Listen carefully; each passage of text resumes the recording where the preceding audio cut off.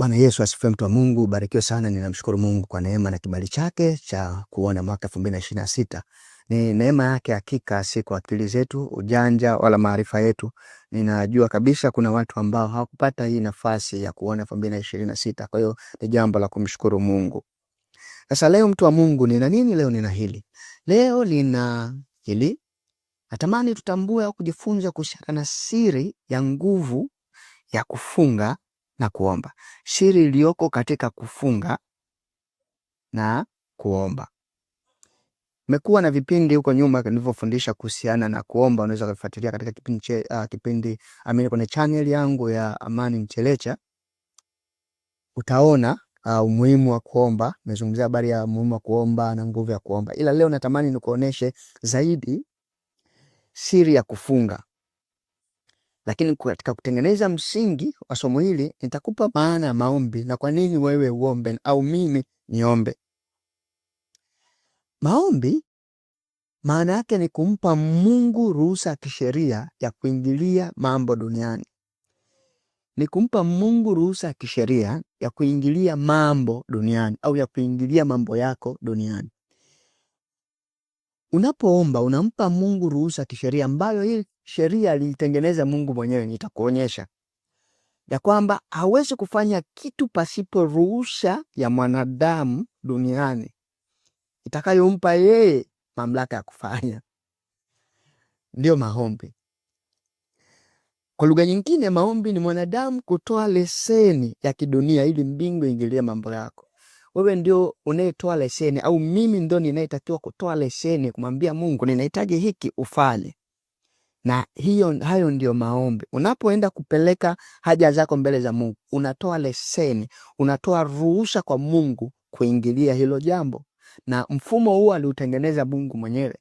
Mfano mzuri.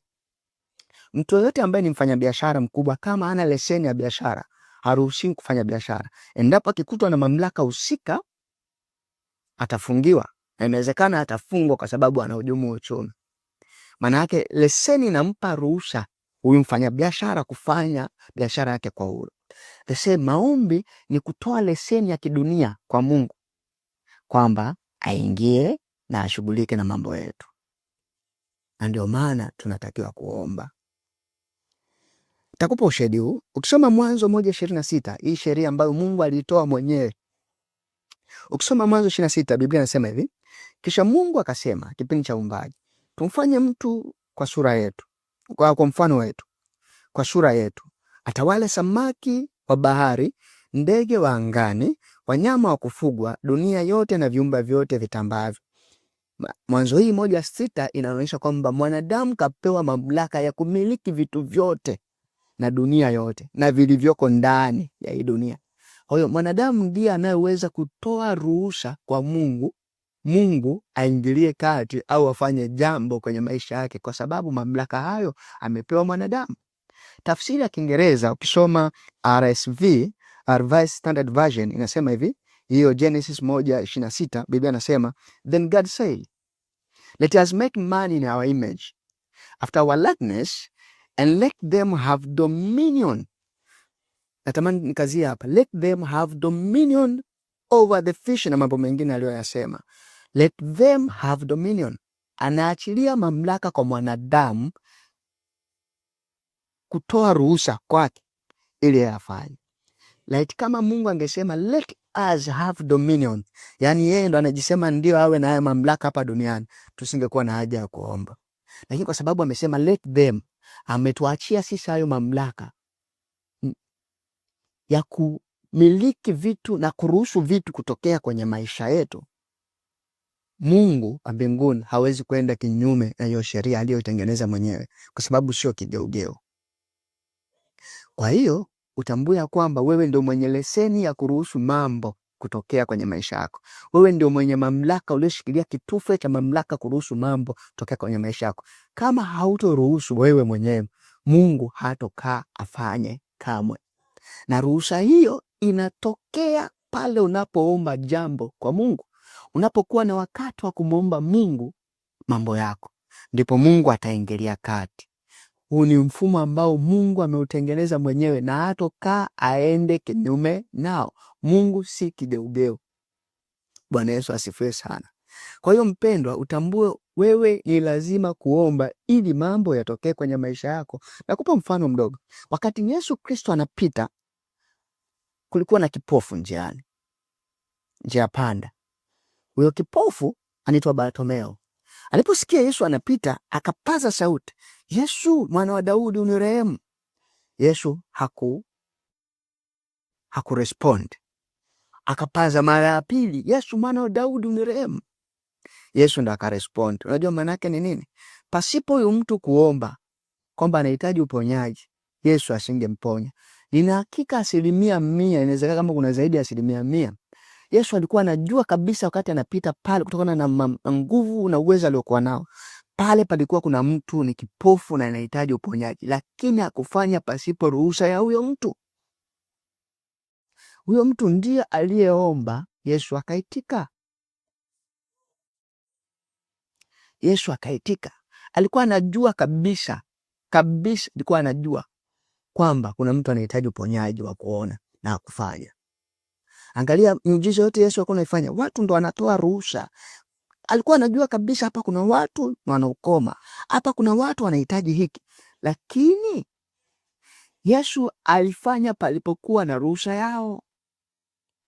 Kwa hiyo mwanadamu ndiye anayeweza kutoa ruhusa ya Mungu kuingilia mambo yako, ya Mungu kufanya vitu vyako, na ruhusa hiyo inapatikana, unaitoa katika maombi. Pale unapomwomba Mungu ndipo unapomwambia Mungu, sasa ingilia mambo yangu. Kwa hiyo maombi ni mamlaka ya kisheria duniani ambayo Mungu ameiachia mikononi mwa mwanadamu.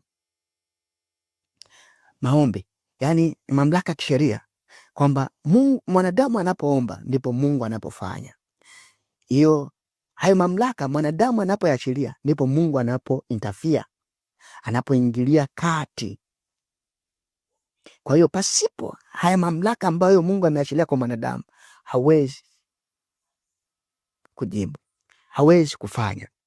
Mungu ameshikilia nguvu. Mungu ana nguvu sana za namna tofauti na kubwa sana, lakini aniachilia mamlaka kwa mwanadamu kushikilia mamlaka, kushikilia mamlaka. Ameachilia mamlaka kwa mwanadamu kwamba mimi nina nguvu, lakini nguvu zangu zitaonekana ambako pale mwanadamu ataruhusu zionekane. Lakini Mungu ameshikilia uwezo. Mungu ana uwezo mkubwa wa ajabu sana, ila mwanadamu ameshikilia kibali. Kibali, ruhusa, nazungumzia ruhusa. Ruhusa ambayo itafanya Mungu afanye. Unapoomba ni kama unamruhusu Mungu kuingilia maisha yako. Unapomlilia Mungu, unamwambia Mungu, ninakuhitaji kwenye hili. Mungu ataingilia kwa sababu wewe ndio unayetoa hiyo ruhusa. Usipotoa ruhusa, usipoomba, Mungu hatoingilia mambo yako. Bwana Yesu asifiwe sana. Na tutambue, ninarudia hili ya kwamba Mungu hawezi kukiuka sheria yake. Mungu si kigeugeu. Mungu anaheshimu neno lake na ahadi zake. Mifano iko mingi kuonyesha kwamba Mungu anaheshimu ahadi zake. Alichokiweka hawezi kukipindua. Ukisoma wakati Mungu amekasirika, nataka kuiangamiza Israeli nzima, anamwambia Musa, hao watu wamenikera sawa na nanuzi, nataka niwaangamize wote afu kizazi nikupatie wewe. Musa akasema, kumbuka ahadi za baba zao.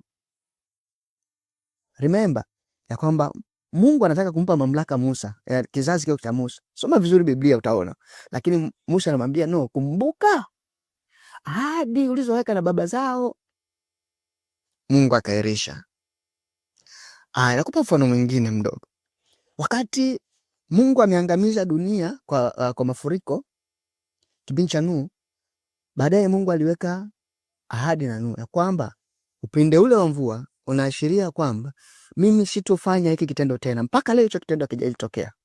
Ni kwa nini? Ni kwa sababu Mungu amesema hatofanya hivyo na hatofanya hivyo. Unadhani maovu hayapo duniani haya ambayo yanachafua watu wafanye matendo mabaya ambayo yalitaka kufanana na kipindi cha Nuhu? Watu wanafanya mambo ya ajabu, watu wanabadilisha jinsia zao, watu wanafanya vitu vya namna tofauti, lakini Mungu bado ni wa rehema. Anaamua kukaa kimya. Ni kwa sababu amesema. Kwa hiyo Mungu si kigeugeu, kile anachokisema ndicho anachokisimamia. Na hii ni sheria ambayo ameiachilia Mungu mwenyewe kwa mwanadamu, ya kwamba chochote kitakachotokea kwenye maisha yenu, mnachotaka kitokee, matokeo yote mnayoyataka, ni nyie kuyaruhusu mimi kuyafanya. Na mambo hayo yanatokea kupitia kuomba.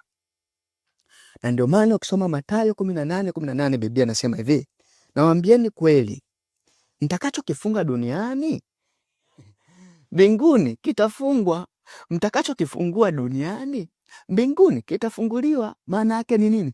Mungu ameachilia mamlaka ya kisheria kwa mwanadamu kuruhusu jambo kufungwa na kufunguliwa duniani, na ambako mbingu itaitika pale endapo mwanadamu atakifanya duniani. Kwa hiyo ukiruhusu, ukifungua mlango, mbinguni kumefunguliwa. You are the one ambaye unayefungua, mwenye hayo mamlaka. Wewe ndio mwenye hayo mamlaka ya kufunga vitu. Kwa kama jambo linakwenda tofauti nalo unayo mamlaka, ni vile tu hatutambui nguvu tulio nayo, mamlaka Mungu ambayo ameachilia ndani yetu. Tunayo mamlaka ya kufanya vitu vya ajabu kutokea kwenye hii dunia, kwa sababu Mungu kisheria ameachia hayo mamlaka kwetu. Kwa hiyo mpendwa, usipoomba ujue vitu vikubwa havitotokea kwenye maisha yako. Mtu yoyote aliyejidhabihu katika kuomba, Mungu hawezi kumwacha. Labda awe na kusudi lake Mungu mwenyewe, lakini Mungu anajibu. Kwa hiyo ni mpangilio ambao Mungu aliutengeneza duniani na mbingu kwa namna hiyo. Ameutengeneza kwa namna hiyo kwamba dunia ili mambo yatokee ni mwanadamu. Toka mwanzo, kusoma Mwanzo 1:24 tumeona 26 tumeona kwamba hii dominion Mungu ameachia kwa mwanadamu. Kwa alimfanya mwanadamu kwa mamlaka ya kiroho duniani. Na Mungu aliweka takwa kwa mwanadamu kumpa njia ya kuingia duniani kupitia mamlaka aliyompa mwanadamu. Na ndio maana nakukumbusha na hili. Wakati Wanaisraeli wanatoka Misri, Farao anawaachia, walipofika bahari ya Shamu, wamekaa pale hawaoni njia. Mbele kuna bahari. Alafu wanachungulia kule mbele, wanatazama mbele, wanaona kundi kubwa la jeshi la Farao linakuja. Wakaanza kulalamika, wanasema, Musa, kwa nini umetuleta hapa? Alafu Musa anaenda anamwambia Mungu. Mungu anamwambia, umeshika nini? Una nini mkononi? Una nini? Akasema, nina fimbo. Ni kama anamwambia, tamka wewe, yani fimbo hii fimbo ulioshika ndio itakufungua hii bahari. Yani anasubiri ruhusa ya Musa. Mungu alikuwa na uwezo wa kuwavusha, yani kuwatoa watu wote pale, wa kuwavusha kwa upepo, akisogea na kuwavusha ng'ambo. Lakini aliachia mpaka watu wanakuja kule ili ruhusa itoke kwa Musa. Mungu anamwambia, una nini? Ana kitu ndani yake, ana mkononi mwake na fimbo. Fimbo hiyo ikatumika, ni kama ni ruhusa inatoka kwa mwanadamu ili ruhusu. The same wakati wamevuka, wanakuja hawa maadui wa Misri, wanataka kukaribia kuja, anamwambia una nini? Fimbo. Hiyo fimbo anasema tamkie pale, pige. Matokeo yakatokea. Ni ruhusa ambayo walikuwa naisubiri kwa mwanadamu. Mungu anatumia wanadamu kwa sababu ameachilia mamlaka kwa wanadamu.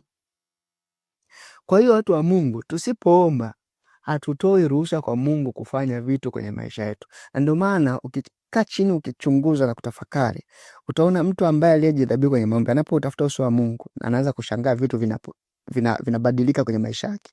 Anashangaa tabia yake inabadilika, anashangaa kuna baadhi ya vitu vinatokea, anashangaa kuna vita inajitokeza, afa anashangaa anaishinda kwa namna ajabu. Ni kwa nini? Ameamua kutumia mamlaka yake kuruhusu Mungu aingilie kwenye maisha yake. Mungu anajua kabisa tuna uhitaji, lakini usipoomba hajibu. Kwa hiyo unatakiwa uombe ili uachilie ruhusa ya Mungu kuingilia kwenye maisha yako. Barikiwe sana. Kuna mtu mmoja alisema hivi, anaitwa John Wesley. Alisema hivi, without God man cannot, and without man God will not. Narudia, without God man cannot, and without man God will not. Ni kweli kabisa, sisi pasipo Mungu hatuwezi chochote, lakini pasipo sisi Mungu hatofanya chochote. Kwa hiyo uwepo wako wewe ndio unaofanya Mungu aendelee kujitukuza. Uwepo wako ndio unaofanya mambo yanavyotokea kwenye maisha yako, ndio unapoendelea kuukuza ukuu wa Mungu, kutenda miujiza ya Mungu, kujidhihirisha ukuu wake.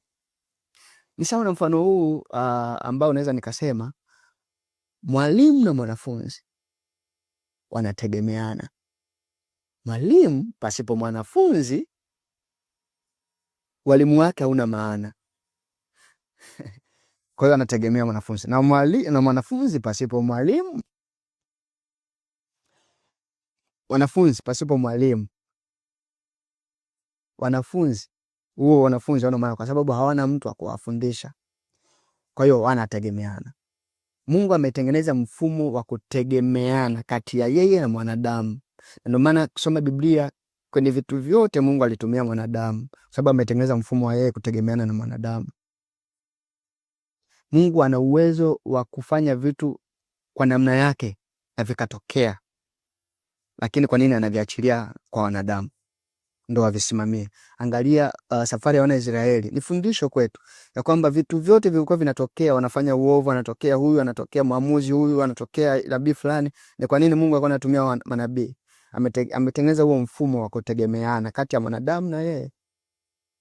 Mungu ameachilia huu mwili kuwa na uhalali wa kidunia. Mungu ni roho, lakini mwili huu ndio unaotufanya sisi, na ndio maana mtu akifa mwili huu unaoza, alafu ile roho inabaki iko hai. Lakini kinachofanya mimi kuhalalisha roho yangu kuwa hai ni huu mwili. Kwa hiyo Mungu ametengeneza mfumo wa kumtegemea mwanadamu ili vitu vyake vijidhihirishe. Kwa hiyo unayo mamlaka ya kubadilisha vitu kwenye maisha yako, na mamlaka hayo utayatumia pale unapoanza kumwomba Mungu. Ndio maana maombi ni muhimu sana, kwa sababu pasipo hayo Mungu hawezi kufanya chochote duniani. Lakini kuna utegemezi aliotengeneza Mungu mwenyewe kati ya mwanadamu na Mungu. Hiyo nimeshazungumzia. Maombi ni muhimu kwako ili kufanya mambo yatokee duniani na Mungu afanye mambo duniani. Maombi ni muhimu kwako ili mambo yatokee duniani, na ni muhimu kwa Mungu ili Mungu ajidhihirishe duniani. Kwa unapoomba ndipo pale Mungu anasema, kuna mwanangu anahitaji hiki, nitafanya. Hivi nadhani Mungu aoni kwamba matendo maovu yanayoendelea duniani au crimes ambazo zilizoko nchini au nchi fulani? Anajua. Kwa nini haingilii kati? Pale watu wasipoomba, ambako watu wasipoomba, Mungu hatofanya. Kwa hiyo kuna umuhimu mkubwa wa wewe na mimi kumwomba Mungu ili kuachilia ruhusa ya Mungu kuingilia kati. Mungu akubariki sana. Lakini naomba nizungumzie hili pia. Bado naendelea kutengeneza msingi kwa habari ya kufunga. Kama hautompa Mungu nafasi, basi mbingu haitoingilia kwenye maisha yako. Mbingu haitointervene kwenye maisha yako, kwa sababu hujatoa hiyo ruhusa. Kwa hiyo una wajibu wa kuomba ili Mungu aingilie kwenye maisha yako. Lakini dondo ya pili ni kwamba kutafuta uso wa Mungu, kuomba, inamaanisha unajiweka kwenye nafasi ambayo utamruhusu Mungu kukutumia kufanikisha mapenzi yake hapa duniani. Kwa unapomuomba ndiko ambako anasema sasa, mapenzi yangu yanakwenda kutimia kwa sababu ameomba. Kwa hiyo usipoomba, utafanya mapenzi yale ya Mungu yasitimie. Kwa hiyo ni lazima kuwe na waombaji watakayoruhusu mapenzi ya Mungu yatimie duniani. Huo ni mfumo ambao Mungu ameutengeneza mwenyewe. Kwa hiyo usipoomba, hauruhusu, unazuia mapenzi ya Mungu kutimia kwenye maisha yako. Na nikwambie hili tu kwamba maombi sio option. Maombi ni lazima. Na ndio maana katika kitu ambacho wanafunzi wa Yesu Kristo waliwahi kumuomba Yesu kwenye safari yao nzima na Yesu, ni kufundishwa namna ya kuomba. Walishuhudia katika matendo ya ajabu ambayo Mungu anafanya, Yesu aliwafanya. Walishuhudia kabisa uponyaji, walishuhudia ufufuaji, Yesu alifufua, lakini hawakuwahi kumuomba namna ya kufufua. Hawakuwahi. Kwenye Biblia kuna mahali panaonyesha walimuomba namna ya kuponya. Lakini walichokiomba, walisema, Bwana utufundishe namna ya kuomba. Ushahidi huo ni Luka 11:1-2, inasema siku moja Yesu alikuwa mahali fulani akisali. Alipomaliza kusali, mmoja wa wanafunzi wake akamwambia, Bwana, tunakuomba utufundishe kusali kama Yohana Mbatizaji alivyowafundisha wanafunzi wake. Kwa hiyo wanamuomba. Yesu akamwambia, nanyi salini hivi, akamwambia ile sala ya Baba. Kwa hiyo katika maeneo yote ambao waliona ni sehemu muhimu ya kumuomba Yesu awafundishe ni kuomba. Unajua kwa nini? Kwa sababu hii Yesu alikuwa na desturi ya kuomba asubuhi, alfajiri, mchana na usiku alikuwa na kesha. Lakini kusoma Biblia vizuri na ukijaribu kufuatilia, wanatheolojia wanasema Yesu alikuwa anaamka saa 10 alfajiri, yani 4 am. Alikuwa anaamka saa 10 alfajiri. Alikuwa anaomba masaa 4. Kwa sababu wanasema, nimejaribu kufuatilia, wanasema Israeli soko linaanza kuchangamka kuanzia saa 1 saa 2.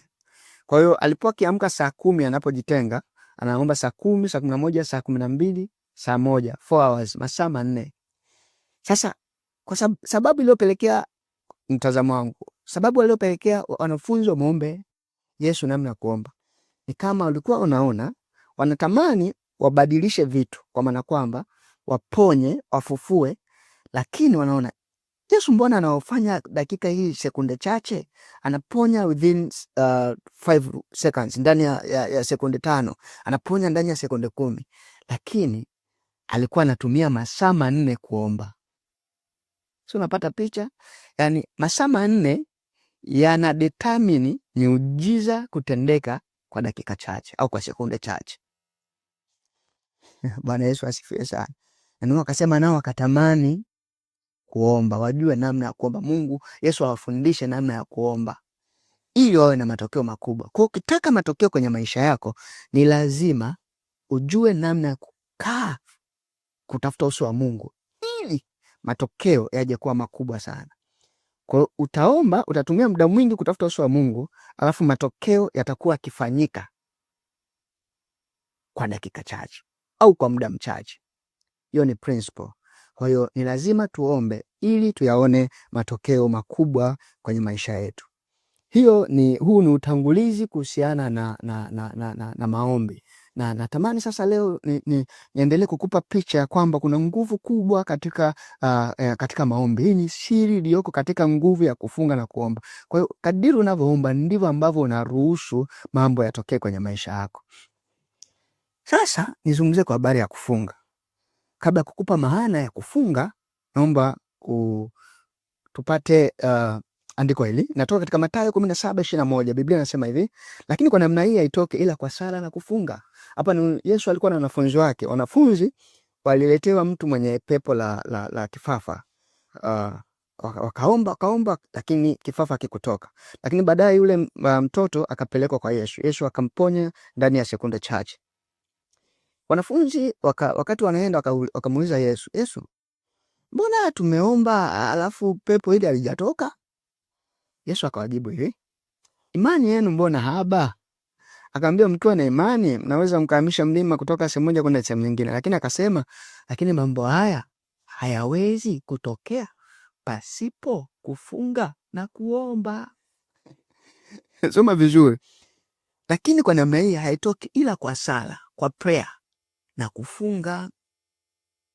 Kwa hiyo maombi na kufunga ni kitu ambacho kinakwenda pamoja, kiko yani kinakwenda pamoja. Ni kitu ambacho huwezi kukitenganisha. Ni kitu ambacho ni mfano, nadhani utakuwa ni mfano sahihi. Mara tumekulia vijijini ambako tulikuwa tunatumia kuni, kuna mafiga unawasha moto. Wakati unawasha moto, kuna watu walikuwa wanatumia mafuta ya taa, kuna watu wanatumia mifuko ya rambo ile, kuna watu walikuwa wanatumia vijiti, kuna watu walikuwa wanatumia ndala, wanakata ndala anaweka. Moto unapoanza kuwaka, tulikuwa tunafanya kitu kimoja kuchochea moto kuwaka. Tulikuwa tunachukua mfuniko wa ndoo au kichochote, mfano mfuniko wa ndoo, tunaanza kupulizia. Sasa maombi na kufunga, mimi ninaweza nikaufananisha hivyo, kwamba ni kitu ambacho kinaendelea kuchochea na kutaka kuleta matokeo makubwa. Kwa hiyo Yesu anawaambia Katika mambo haya hayawezekani pasipo kuomba na kufunga. Kwa hiyo ni lazima tuombe, lakini pia Mkristo mzuri ni yule ambaye, mfuasi mzuri wa Yesu ni yule ambaye anayefanya mazoezi ya kufunga. Lakini muumini wa kanisa ni yule ambaye kufunga na kuomba kwake ni option. Afunge au sifunge, hiyo nitamuita muumini wa kanisa na sio mfuasi wa Yesu. Mwanafunzi wote ya Yesu ni lazima afanye mazoezi ya kufunga. Kusoma Marko 12:19 hadi 20 nasema hivi: wakati mmoja wanafunzi wa Yohana na wanafunzi wa Mafarisayo walikuwa wanafunga. Basi watu wakaja wakamuuliza Yesu, kwa nini wanafunzi wa Yohana na wa Mafarisayo wanafunga, lakini wanafunzi wako hawafungi? Yesu akajibu, walioalikwa harusini hutakiwa kufunga wakati bwana harusi yupo pamoja nao. Wakati wote wawapo pamoja na bwana harusi hawezi kufunga, lakini wakati utafika ambako bwana harusi ataondolewa kati yao, wakati huo ndipo watakafunga. Kwa hiyo hapa Yesu anaendelea kuwakumbusha hao waliomuuliza swali ya kwamba ndio sasa hivi wafunga sababu niko pamoja nao, lakini nikiondoka ni lazima wafunge. Kwa hiyo kufunga kwa Mkristo yoyote, mfuasi yote wa Yesu, mwanafunzi yote wa Yesu ni lazima kwake, ambako kutaleta matokeo. Nitakwenda kukupa maana ya kufunga. Ukisoma Mathayo 4:1 inasema hivi: kisha Roho alimuongoza Yesu mpaka jangwani ili ajaribiwe na Ibilisi, akafunga siku 40 mchana na usiku, na mwishowe akaona njaa. Nimesoma tu mistari michache, lakini hapa ndani nikuonyesha kwamba Yesu mwenyewe alifunga siku 40. Tena alifunga days and night. Alifunga mchana na usiku. Kwa hiyo alikuwa na maombi ambayo ni maombi ya siku 40 kavu, bila kula bila kunywa. Lakini alipotoka akajaribiwa, ila alikuwa na nguvu ya kushinda kwa sababu alitoka kwenye mfungo.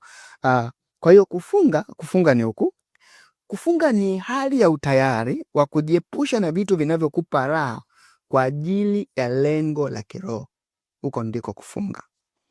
Kufunga ni hali ya utayari wa kujiepusha na vitu vinavyokupa raha kwa ajili ya lengo la kiroho. Kuna watu kwao wakila chakula fulani wanafurahia. Kwa hiyo sasa kufunga ni pale ambako unasema mimi ninaacha kufunga kwa ajili ya kutafuta uso wa Mungu, kwa lengo, for the purpose ya kutafuta uso wa Mungu. Kufunga ni pale ambako unaacha baadhi ya vitu ambavyo vimekuwa vikikufurahisha, kampani na mitoko. Unasema ni huu muda ninautumia muda huu wa kutafuta uso wa Mungu. Huko ndiko kufunga. Cha kwanza ni kuacha kula, ambako watu wengi inawezekana ndio tunaacha kula lakini tunajishindisha njaa. Nitatoa maelezo hapo mbeleni. Lakini ni pamoja na kupunguza shughuli za kijamii. Ukisoma Biblia vizuri, watu walipokuwa wanafunga walikuwa wanatafuta muda mwingi na Mungu. Yaani wanaachana na vitu vingine ili kutafuta uso wa Mungu kwa muda mrefu. Sasa kufunga ni kufanya replacement. Yaani una replace kusoma neno na kuomba na chakula. Una replace unatoa chakula, unasema mimi sitokula, ni muda wa kuomba na kutafuta uso wa Mungu. Una replace outing, mitoko, unasema sitotoka na marafiki zangu, ni muda siku nzima hii ipo kwa ajili ya kutafakari neno la Mungu. Ipo kwa ajili ya kufanya meditation, kutafakari kwa Mungu na kumsikiliza Mungu anataka kusema nini. Huko ndiko kufunga. Kufunga ni kustop baadhi ya vitu. Mfano muda ulikuwa unatumia kuangalia TV na vitu vingine ambavyo vilikuwa vinakufanya usiutafute uso wa Mungu, unaamua kufanya replacement. Unaachana navyo, unaweka muda wa kutafuta uso wa Mungu. Huko ndiko kufunga. Na watu wengi sana na mimi nikiwemo, yamkini tulikuwa na utaratibu mbaya wa kufunga. Mimi nilitokea naenda kazini, nasema nimefunga masaa 12. Alafu siku nzima almost nusu siku masaa 12 inakuwa busy. Unapata muda mchache sana wa kuomba, na wakati mwingine uombe unakuwa busy, vipindi ratiba zinakuwa zimebana. Alafu narudi nyumbani, nafika saa 1. Nifika saa 1 ninaomba kama kumbuka mwili umechoka. Ninaomba kama dakika 10-15 and then nasema nilikuwa nimefunga. No. Nashukuru Mungu nimepata hiyo neema ya kutambua hilo. Hakika huko siko kufunga. Kufunga ni kutafuta muda mwingi wa kutafuta uso wa Mungu. Soma Biblia yako vizuri. Watu wengi walikuwa wakifunga walikuwa wanatafuta muda wa kumuomba Mungu. Na ndio maana kuna baadhi ya watu wanashauri ukifunga, tafuta siku ambako unahisi wewe ni loose kwako, siku ambako wewe huna ratiba iliyobana, ili uwe na muda mwingi wa kuomba. Watu wengi tunafunga kimakosa, na ndio maana yamkini matokeo tunayoyapata ni madogo, si yale ambayo yalipangwa kuwa. Kwa sababu tunatumia muda mwingi kwenye mambo yetu, alafu muda mchache sana, mfinyu sana kwenye mambo ya Mungu. Hatuwezi kuona matokeo makubwa. Kufunga kuliko sahihi ni kule ambako unatafuta muda mwingi kutafakari ukuu wa Mungu, kusoma neno, kusikiliza mahubiri na kuomba. Huko ndiko kufunga. Na ndio maana ukisoma Biblia vizuri na kukumbusha tena, utagundua ya kwamba watu walipokuwa wakifunga, walikuwa hawafungi nusu siku kama walio wengi sisi tunafanya. Sisi asilimia kubwa tunafunga nusu siku, masaa 12. Imekuwa ni common kwa Kristo tulio wengi, na mimi nikiona.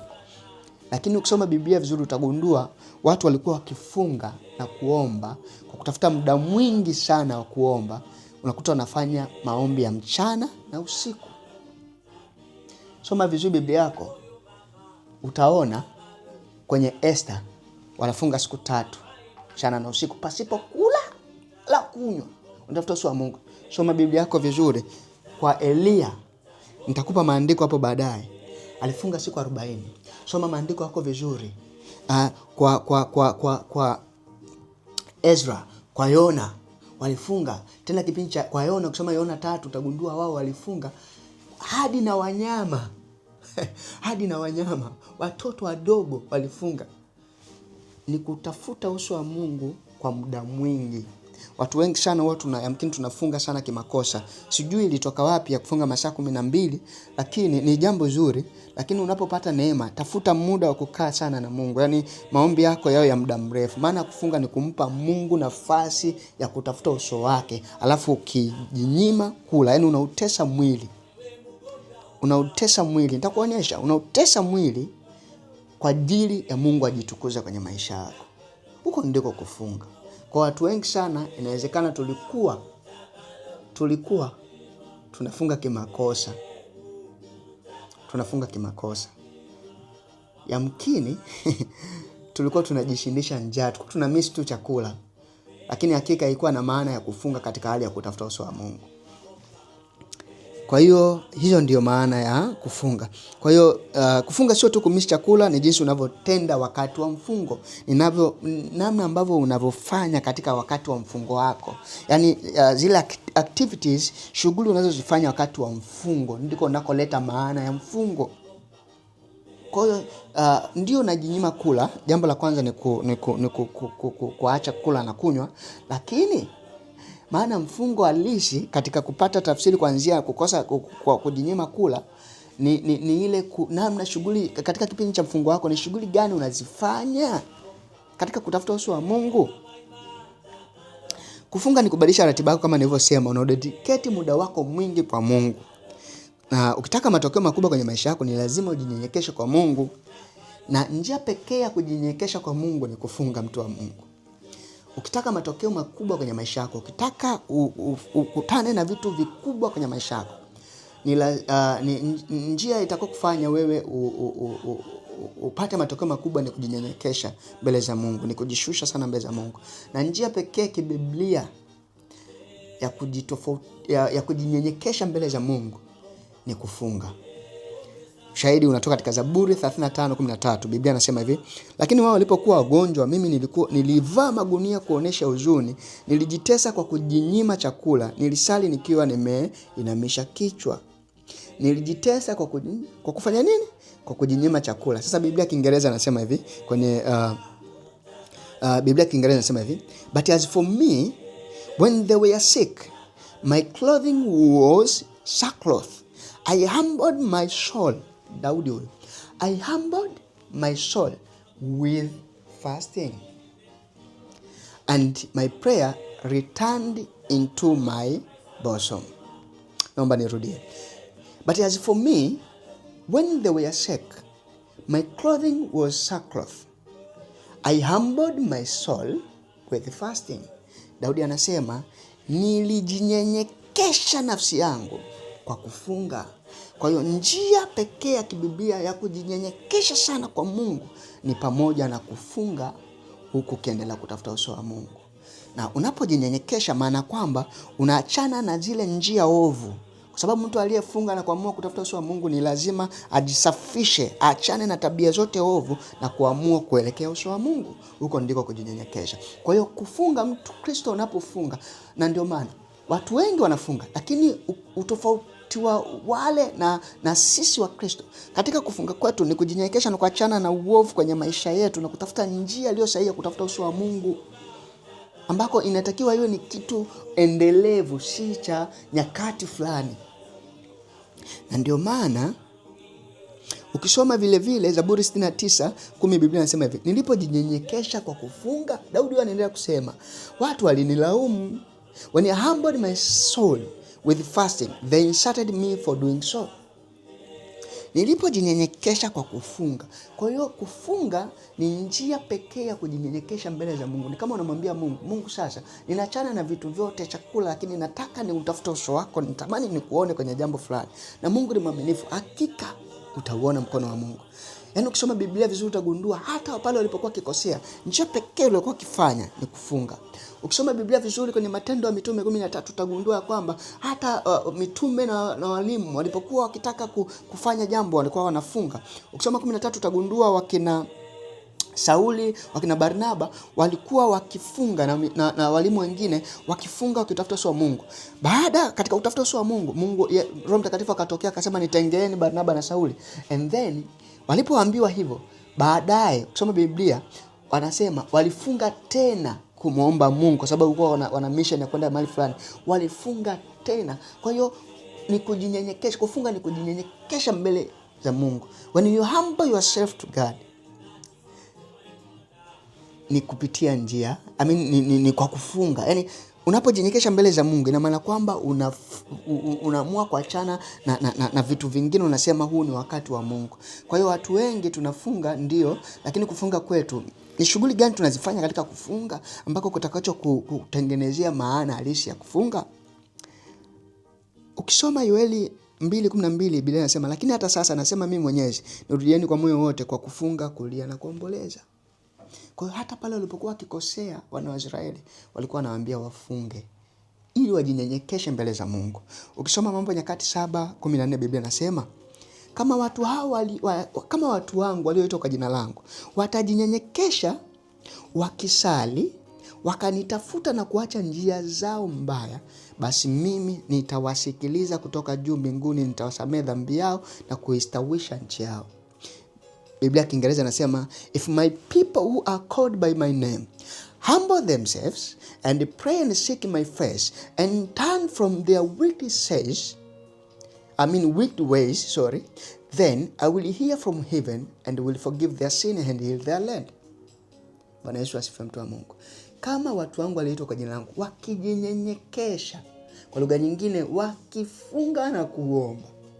Daudi ametuonesha kwamba katika kufunga kwake ndiko alikokuwa kijinyenyekesha mbele za Mungu. Alihambo nafsi yake kwa kufunga. Kwa hiyo tunaposema kwa kujinyenyekesha, ni namna ambavyo unaamua kujisacrifice na kuachana na mambo ya vyakula na vitu vingine na kutafuta muda Mungu wa kuomba na kumlilia Mungu. Huko ndiko kufunga. Na Biblia inaposema itumia neno if my people who are called by my name humble themselves. Inaposema if, nitoe mfano huu. Anaposema, nikitoa mfano, kama namwambia kijana wangu, kama ukifanya kazi fulani nitakulipa 5,000,000. Maana yake ni nini? Ili apate hiyo 5,000,000 anatakiwa afanye hiyo kazi.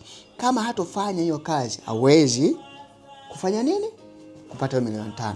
Ukimpa ahadi mwanao, kama mwanangu ukipata nafasi ya kwanza nitakununulia iPhone 17, maana yake ni condition, ni sharti ambalo umeniweka. Na hapa wana Israeli wanapewa sharti ya kwamba kama mkijinyenyekesha na kuniomba na kutafuta uso wangu na kuachana na njia zenu ovu, basi anasema sasa And then I will hear from heaven, nitawasikia kutoka mbinguni, nitawasamehe dhambi zenu na kuiponya nchi yenu. Kwa hiyo yamkini hatuponywi kwa sababu hatujaamua kufuata sharti la Mungu.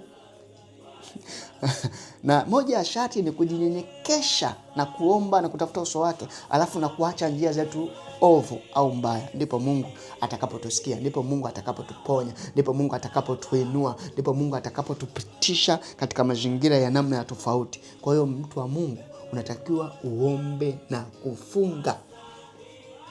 Mifano iko mingi, unaweza kusoma Yona 3 nimeshaelezea, ambako anaenda Yona anaambiwa aende Ninawi, awaambie wale watu watubu, na wakati anaenda akapaza sauti yake, and then wale watu wakaamua kufunga. Soma Biblia yako vizuri. Ngoja nikusomee. Biblia inasema ndipo neno la Bwana likamjia Yona mara ya pili, ondoka upande katika mji mkubwa wa Ninawi, ukautangaze ujumbe ninaokupa. Yona akalitii neno la Bwana, naye akaenda Ninawi. Basi Ninawi ulikuwa mji maarufu sana. Ilikuwa siku 3 kuzunguka. Siku ya kwanza Yona alipiga mjini akatangaza, baada ya siku 40 Ninawi utaangamizwa. Watu wa Ninawi wakamsadiki Mungu, wakatangaza kufunga, nao watu wote kuanzia mkubwa sana hadi yule mdogo kabisa wakavaa nguo ya gunia. Habari hizo mfikia mfalme wa Ninawi. Aliondoka kwenye kiti cha enzi, akavua majoho yake ya kifalme, akajifunika nguo ya gunia, maana alikuwa katika hali ya kuomboleza, alikuwa anavaa gunia. Kisha akaketi chini ya mavumbi, ndipo akatoa tangazo katika Ninawi: kwa amri ya mfalme, msiruhusu mtu yoyote au mnyama au makundi ya ng'ombe au wanyama wengine wafugwao kuonja kitu chochote. Msiruhusu kula wala kunywa, bali anasema wanyama wafunikwe kula wala kunywa, bali wanadamu na wanyama wafunikwe kwa nguo ya gunia. Kila mmoja afanye hima kumomba Mungu, waziache njia zao mbaya. Kwa mtu wa Mungu, kuna wakati hatupati matokeo kwenye maisha yetu, hatupati yale ambayo tunatamani kuwa nayo, au tumeaomba, kwa sababu hatutumii muda mwingi wa kutafuta uso wa Mungu. Halafu vile vile jambo lingine ni kwa sababu njia zetu hovu tumeendelea kuzipractice, tumeendelea kuzifanya, ndio maana hatupati majibu. Kwa hiyo mtu wa Mungu, unao wajibu wa kufunga ili kuleta matokeo kwenye maisha yako. Na njia pekee ya kufunga, namna ya kufunga ni lazima utafute muda mwingi sana kutafuta uso wa Mungu. Utafute muda mwingi sana wa kujifunza neno lake, muda mwingi sana wa kutafakari. Fanya meditation. Meditation ni kwamba unatafakari tu kwa Mungu, unamsikiliza Mungu anasema nini, unazungumza na Mungu. Ni kutafuta muda mzuri wa kusikiliza mahubiri. Kwa hiyo wakati mwingine, ndugu yangu, narudia, yamkini tunafunga vibaya. Kwa hiyo mtu wa Mungu, ni lazima ufunge. Kwa kumalizia, naomba niseme hili. Ukisoma Isaya 53:3 hadi 4, Biblia inasema, ninyi mnaniuliza, mbona tunafunga lakini wewe uoni? Mbona tunajinyenyekesha lakini wewe hujali? Mungu anasema huyo, ukweli ni kwamba wakati mnapofunga, mnatafuta tu furaha yenu wenyewe na kuwakandamiza wafanyakazi wenu. Mnapofunga na kugombana, kupigana ngumi, mkifunga namna hiyo, maombi yenu hatofika kwangu juu. Kwa hiyo mtu wa Mungu, kuna wakati ndio unafunga, lakini ni kwa ajili yako mwenyewe. Yaani ni kwa ajili ya furaha yako. Mungu anatamani sana mtu yule ambaye anaamua kutafuta uso wake kwa kumuomba. Ndio, katika kutafuta uso wake utapeleka mahitaji yako, lakini anatamani kuona namna ambavyo unaamua kusacrifice mambo yote kwa ajili yake, naye Mungu ataonekana kwenye maisha yako. Kwa njia sahihi ya kufunga ni namna ya kutafuta muda mwingi wa kuomba na kufunga. Kufunga, na narudia tena, kufunga ni kutafuta muda mwingi wa kumtafuta Mungu, wa kumlilia Mungu na kuomba, sio tu kujinyima kula. Kwa hiyo usijishindishe njaa, mtu wa Mungu. Unasema ninafunga, alafu unaendelea kwa shughuli zingine, unakuja naomba dakika 5, unasema Mungu amesikia maombi yangu. Ndio, unaweza kaona matokeo, lakini usipate matokeo makubwa. Ukitaka kuona matokeo makubwa, ni lazima utafute muda mwingi sana. Ndicho ambacho Yesu alichokuwa anakifanya. Yesu alikuwa anatumia muda mwingi wa kuomba na kutafuta uso wa Mungu, alafu matokeo yanakuwa ni makubwa kwa muda mchache. Yaani uponyaji alikuwa akifanya, alikuwa anaufanya baada ya muda mwingi kuomba, alafu huku matokeo yanakuwa ni makubwa. Bwana Yesu asifiwe, mtu wa Mungu.